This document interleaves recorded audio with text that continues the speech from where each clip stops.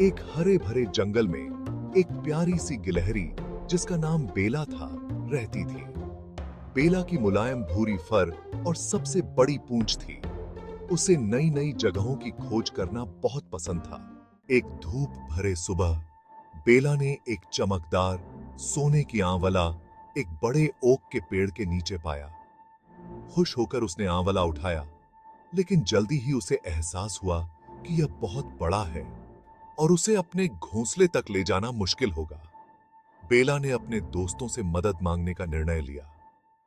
पहले बेला ने ऊंचाई पर बैठे ओलिवर उल्लू से मिलने की सोची। ओलिवर, बेला ने कहा, क्या तुम मेरी मदद करोगे इस सोने की आंवला को मेरे घोंसले तक ले जाने में? बेला ने धन्यवाद कहा और जिना को खोजने के लिए चली गई। जिना पेड़ की चोटी पर पत्ते खा रही थी। जिना, बेला ने कहा, क्या तुम मेरी मदद करोगी इस आंवला को ले जाने में? बेला ने जिना का धन्यवाद किया और बेनी को खोजने चली गई। बेनी नदी के किनारे सो रहा था। बेला ने उसे हल्के से जगाया और अपनी स्थिति समझाई। बेनी, उसने कहा, क्या तुम मेरी मदद करोगे इस आंवला को ले जाने में? बेला ने मैक्स को खोजने के लिए दौड़ते हुए किया।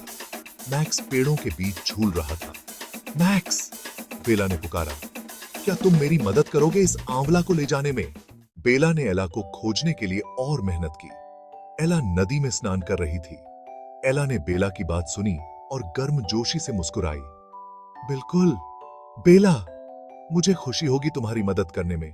उस दिन के बाद बेला ने सीखा कि भले ही कभी मदद तुरंत न मिले, हर दोस्त की अपनी विशेष ताकत होती है और वे हमेशा अपनी तरह से मदद करने के लिए तैयार रहते हैं।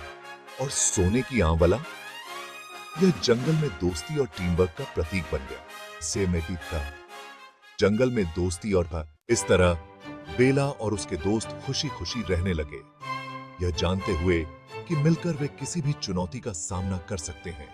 आशा है कि यह कहानी बच्चों को खुशी देगी और उन्हें टीम वर्क का महत्व सिखाएगी।